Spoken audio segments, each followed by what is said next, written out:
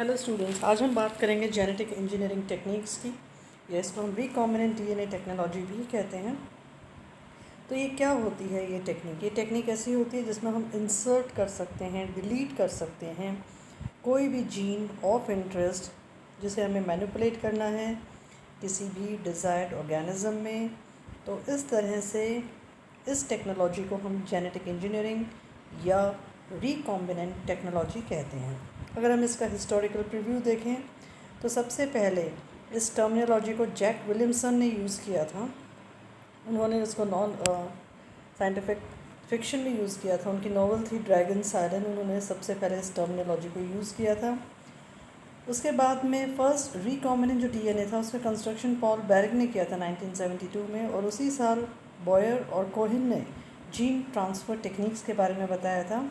उसके बाद में जेनेटिकली मॉडिफाइड माइस को 1974 में बनाया गया था जेनेक्स ने, और उसके बाद में genetically engineered tobacco plant species का इंट्रोडक्शन 1976 में हुआ था, और 1960 से 1990 के बीच में रिस्ट्रिक्शन, डाइजेशन, लाइगेशन, पीसीआर जैसी टेक्निक्स जो थी उन्होंने इस जेनेटिक इंजीनियरिंग या रिकॉम्बिनेंट बायोटेक्नोलॉजी को एक तरह से नए विंग्स प्रदान कर दिए थे।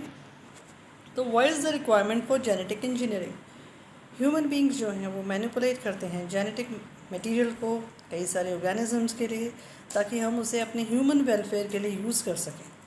ये जो पर्पस होता है जेनेटिक मैनिपुलेशन का या टेक्निक का, जिससे कि हम डिज़ायर्ड ऑर्गेनिजम्स के डिज़ायर्ड ट्रेट्स प्राप्त कर सकें, तो टेक्निक्स हम जो यूज़ करते हैं विच आर वेरी यूज़फुल, जिससे हम कंस्ट्रक्ट कर सकते हैं जेनेटिकली मॉडिफाइड ऑर्गेनिजम्स, प्लांट्स और एनिमल स्पीशीज़। हम कुछ ऐसी प्लांट स्पीशीज़ जिनमें कि ये बायोटिक स्ट्रेस रेसिस्टेंट हो, या इकोनॉमिकली इम्पॉर्टेंट प्लांट और एनिमल स्पीशीज़ हों, हमारे लिए कॉमर्शियली वैल्यूएबल ऑर्गेनिजम्स हों, मेडिसिनल वैल्यू के हों, जेनेटिक एबनॉर्मलिटीज़ दूर हों, हमारे एग्रीकल्चर या लाइफ स्टॉक प्रोडक्शन में वो इन्हांस कर सकें। तो there is a requirement for genetic engineering. Methodology जो हम यूज़ करते हैं उसमें हम 2 डिफरेंट सेल लाइंस के डीएनए को कंबाइन करते हैं, और हम उन्हें किसी होस्ट जीनोम में किसी वेक्टर के माध्यम से इंसर्ट करवाते हैं। तो suppose you are having 2 cells A1 and A2 and then you are using a vector, फिर आप उसको होस्ट जीनोम में इंसर्ट कर रहे हो। तो अब आप कहीं ना कहीं जीन मैनिपुलेशन कर रहे हो। आपकी जीन ऑफ इंटरेस्ट कौन सी है? वो डीएनए सीक्वेंस जो आप टारगेट सेल्स में चाहते हो। वेक्टर अलग अलग प्रकार के होते हैं। सबसे शुरुआती तौर पर प्लास्मिड्स को यूज़ किया गया था, और ये जो वेक्टर्स होते हैं ये व्हीकल्स की तरह होते हैं जो ट्रांसफ़र करते हैं जेनेटिक मटेरियल को। तो प्लास्मिड्स, फेजमिड्स, कॉस्मिड्स, यैक, बैक, ये सारे वेक्टर्स होते हैं। टारगेट सेल्स जहाँ पे कि पॉपुलेशन जो सेल्स की है, जिसका कि जीनोम हम मैनिपुलेट या चेंज करना चाहते हैं, वो टारगेट सेल्स हैं। तो 3 इम्पॉर्टेंट कंपोनेंट्स होते हैं। You have a gene of interest, you have a vector, you have a target cell.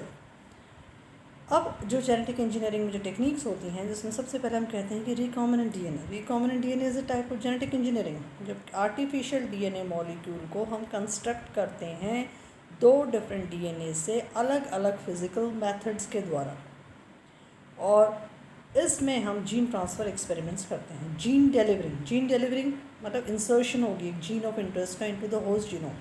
Gene delivery के अलग अलग माध्यम होंगे: electrophoresis, viral vector mediated gene transfer, liposome mediated gene transfer, transposome mediated gene transfer, कुछ methods हैं। फिर हम gene की एडिटिंग करते हैं, एडिट करेंगे जीनोम में, जिसमें अनडिज़ायर्ड को हम रिमूव करेंगे, और जो डिज़ायर्ड जो फीचर्स हैं उन्हें हमें उसमें ऑर्गेनिज्म में रखना है, जैसे कि क्रिस्पर, CS9, टैलन, ZFN। तो जीन एडिटिंग टूल्स हैं जो हम जीन थेरेपी एक्सपेरिमेंट्स में इस्तेमाल करते हैं। प्रोसेस ऑफ जेनेटिक इंजीनियरिंग, जो जेनेटिक इंजीनियरिंग है उसको अलग अलग एप्लीकेशन एरियाज़ में हम यूज़ करते हैं। जो इंटायर जो प्रोसेस होता है उसके 5 मुख्य स्टेप्स होते हैं। कि सबसे पहला स्टेप है कि हमें सिलेक्ट करना है, आइसोलेट करना है हमारी डिज़ायर्ड जीन को। फिर हमें सिलेक्ट करना है, कंस्ट्रक्ट करना है एक वाहक या प्लास्मिड। तीसरे स्टेप में हमें जीन का ट्रांसफॉर्मेशन करना है। 4th स्टेप में हमें इंसर्शन करना है डीएनए का होस्ट जीनोम में, और 5th जो स्टेप होगा उसमें हमें कन्फर्मेशन करना है इंसर्ट का। तो इन नटशेल अगर हम बात करें तो इंटायर प्रोसेस जो है वो कल्मिनेट होता है इन 5 स्टेप्स में। अगर हम इन 5 स्टेप्स को विजुलाइज करें किसी भी डायग्राम से, तो हम देख सकते हैं कि selection of gene of interest, GOI is your gene of interest, आपने सेलेक्ट किया। फिर आपने कोई वेक्टर सेलेक्ट किया, सिलेक्शन ऑफ प्लास्मिड, ज़्यादा PBR 322 या 327 यूज़ किए गए हैं। Selection of A vector can be of any form. Then selection of method. You can adopt different methods of transferring the genetic material. Then selection of technique which can vary. तो ये आपके 5 steps होंगे इस genetic engineering के, जिसमें सबसे पहला step होता है सिलेक्शन करते हैं हम जीन ऑफ इंटरेस्ट का, हम सिलेक्शन करते हैं प्लास्मिड का, हम सिलेक्शन करते हैं वेक्टर का, हम सिलेक्शन करते हैं मेथडोलॉजी का, हम सिलेक्शन करते हैं कि हमें कौन सी टेक्निक इसमें इस्तेमाल करनी है। तो इस तरह से ये जो रिकॉम्बिनेंट जो DNA टेक्नोलॉजी है, जेनेटिक जो इंजीनियरिंग है, ये एक नई तरह की लाइफ साइंसेस की एक टेक्निक के रूप में, एक ब्रांच के रूप में डेवलप हुई है। और ये एग्रीकल्चर में बहुत ज़्यादा वायबल है, क्योंकि एग्रीकल्चर में हमें क्रॉप इम्प्रूवमेंट करवाना होता है, डेवलपमेंट करवाना होता है न्यू इकोनॉमिकली इम्पॉर्टेंट ट्रेड्स का, जैसे कि आपके जो प्लांट्स हैं वो हर्बिसाइड, वायरस रेसिस्टेंस होने चाहिए, कईयों में हमें डिलेड फ्रूट राइपनिंग देखनी होती है, pollen control, development of cold and drought tolerant plant species, जैसे कि BT कॉटन का एक एग्जांपल है कि किस प्रकार से वो एक genetically modified species resistance provide करती है प्लांट अगेंस्ट बैसिलस थ्यूरिंजेंस। ये जो प्रोसेस होता है जेनेटिकली मॉडिफाइड प्लांट स्पीशीज़ का, इसमें हम जीन ऑफ इंटरेस्ट को आइसोलेट करते हैं ऑर्गेनिज्म से, जिसमें हम रिस्ट्रिक्शन डाइजेशन कराते हैं रिस्ट्रिक्शन एंजाइम से, फिर हम उसका एम्प्लीफिकेशन कराते हैं PCR से। रिकॉम्बिनेंट जो DNA है उसका कंस्ट्रक्शन जो होगा वो इंसर्ट करेंगे जीन ऑफ इंटरेस्ट को इनटू द प्लास्मिड, जहाँ पे T प्लास्मिड होगा, और नेक्स्ट स्टेप में जो T प्लास्मिड है उसका इंसर्शन होगा एग्रोबैक्टीरियम में। लास्ट जो स्टेप होगा उसमें जो प्लांट स्पीशीज़ है उसका इन्फेक्शन होगा ट्रांसफॉर्म बैक्टीरियल सेल से और उसकी कल्चरिंग की जाएगी। अगर हम पूरे इस प्रोसेस को एक डायग्राम से देखें तो इस तरह से हम जीन ऑफ इंटरेस्ट है आपकी और आपका T प्लास्मिड है, फिर आपने कंस्ट्रक्शन किया एक रिकॉम्बिनेंट, क्योंकि 2 अलग अलग जीन्स यहाँ पे रिकम्बाइन हो गई, तो it is now known as recombinant T plasmid. अब इसका इंसर्शन कराएंगे हम एक एग्रोबैक्टीरियम में। एग्रोबैक्टीरियम में कल्चरिंग की जाएगी, ट्रांसफॉर्मेशन हो जाएगा, और जो प्लांट है वो इसका इन्फेक्शन हो जाएगा एग्रोबैक्टीरियम से, और फिर आप इसको प्लांट टिश्यू कल्चर में यूज़ कर सकते हैं। फिर है GMF या जेनेटिकली मॉडिफाइड जो फूड होते हैं, उनमें भी हम बेस्ट एप्लीकेशन होता है जेनेटिक इंजीनियरिंग का, जैसे कि क्लासिकल एग्जांपल है फ्लेवोस्फेर टोमेटो, जो कि जेनेटिकली मॉडिफाइड टोमेटो स्पीशीज़ है।